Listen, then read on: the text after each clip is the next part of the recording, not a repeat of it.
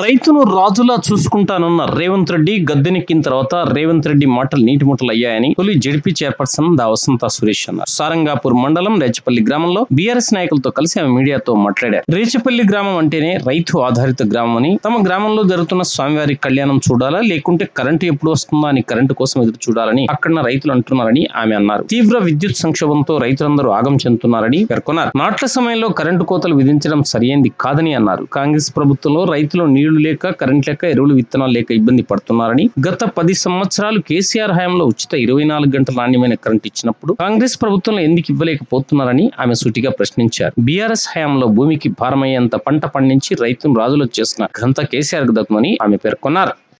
ఈరోజు సారంగపూర్ మండలం రేచపల్లి గ్రామంలో మరి సాక్షాత్తు జగన్నాథుడైనటువంటి ఆ శ్రీకృష్ణ పరమాత్మను మరి ఈరోజు రేచపల్లి గ్రామంలో స్వయంభు వెలిసినటువంటి అప్పూడి జగన్నాథుడిని ఇక్కడ దర్శించుకోవడం జరిగింది. మా బీఆర్ఎస్ పార్టీ శ్రేణులు, ఇక్కడ ఉన్నటువంటి పెద్దలు, గ్రామస్తులు అందరితోటి కలిసి మరి ఆ స్వామివారి కృప అందరిపై ఉండాలని చెప్పేసి మరి ఇన్ని సంవత్సరాల పాలనలో స్వామివారిని ఇంకా అభివృద్ధి చేయాలని చెప్పేసి ఇక్కడ గ్రామస్తులు కోరుతూ ఉన్నారు.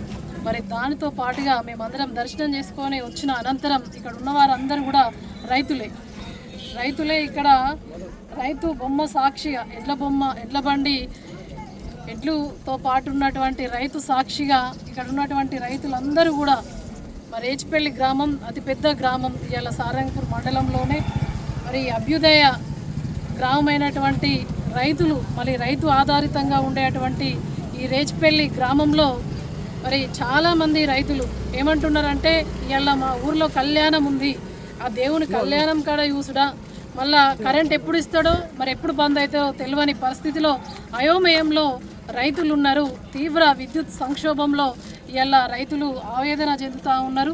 ఎందుకంటే ఇవాళ రేవంత్ రెడ్డి సర్కార్ గద్దెనెక్కిన తర్వాత నేను రైతును రాజులా చూసుకుంటా అని చెప్పినటువంటి మాటలు ఇవాళ వట్టి నీటి మూటలైనాయి. ఇలా విత్తనాలు జల్లే సమయం, ఇలా నారు పోసే సమయం, ఇంకా అంతకు మించి ఇవాళ మరి నాట్లు వేసే కీలకమైనటువంటి ఈ సమయంలో కూడా కనీసం ఇలా కరెంటు మరి ఈ కటకట కరెంటు కోతలు విధించడం ఇది సరి అయింది కాదు. ఇలా రైతులు చాలా ఇబ్బంది పడుతూ ఉన్నారు. ఏదేమైనా కూడా ఇలా మా రేచపల్లి గ్రామస్తులతోటే, మా రేచపల్లి మరి రైతులతోటే ఇలా తప్పకుండా ఉద్యమ పోరు తప్పదని చెప్పేసి ఇక్కడ నుంచే హెచ్చరిస్తూ ఉన్నాం. మా ఎడ్ల బండి సాక్షిగా, రైతు సాక్షిగా, ఒక రైతు బిడ్డలుగా చెప్తా ఉన్నాం.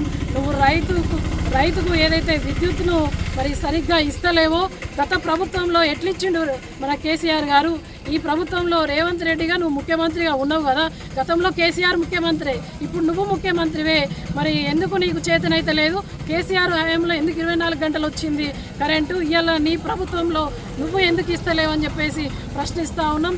ఏదేమైనా కూడా రైతులందరి పక్షాన మరి ఇక్కడ ఉన్నటువంటి మరి విద్యుత్ భవన్ కావచ్చు, కలెక్టరేట్ కావచ్చు, తప్పకుండా ఈ పోరాటం తప్పది, అన్నీ కూడా ముట్టడిస్తాం. దయచేసి ఇక్కడ ఉన్నటువంటి అధికారులు కూడా రైతుల బాధను అర్థం చేసుకోండి. కరెంటు సరిగ్గా ఇవ్వండి, నీళ్ళు ఇవ్వలేదు కాబట్టి ఉన్న నీళ్ళతోని పారించుకొని పంటలు పండించుకుందామన్నా కూడా ఇలా కరెంటు కోత తీవ్రమవుతూ ఉన్నది.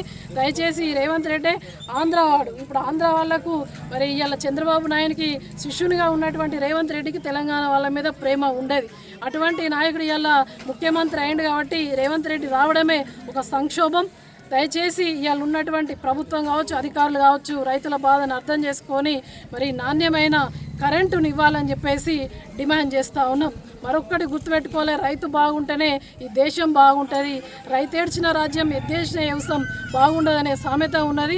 తప్పకుండా ప్రజలన్నీ గమనిస్తూ ఉన్నారు. నీ గుణపాఠం తప్పదు అని చెప్పేసి ఈ రేవంత్ రెడ్డిని ప్రశ్నిస్తూ ఉన్నాం. అదేవిధంగా ఇక్కడ ఉన్నటువంటి నాయకుడు ఎమ్మెల్యే గారు, మరి ఎమ్మెల్యే సార్ మీరేమన్నారంటే రైతు బాంధవుడు రేవంత్ రెడ్డి, మరి రైతుకు మంచిగా చేస్తాడు రేవంత్ రెడ్డి అని నేను బయనా అని చెప్పారు. మరి ఇలా మన రైతులకు 6 గంటల కరెంటే వస్తుంది కదా, మరి ఎమ్మెల్యే సార్ ఎందుకు అడుగుతలేరని చెప్పేసి జైత్యాల ఎమ్మెల్యేను జిల్లా పరిషత్ చైర్మన్గా ఒక రైతు బిడ్డగా మా రైతుల పక్షాన మిమ్మల్ని డిమాండ్ చేస్తూ ఉన్నా. నువ్వు నిజంగా కూడా ప్రజల అభివృద్ధి కోసమే వేయినట్టయితే మరి సబ్స్టేషన్కి వెళ్ళు, ఎస్సీ గారితో మాట్లాడు, మన జైత్యాల నియోజకవర్గ రైతులకు మరి కరెంట్ ఇచ్చే విధంగా ఎమ్మెల్యే సారు పనిచేయాలని చెప్పేసి డిమాండ్ చేస్తూ ఉన్నాం.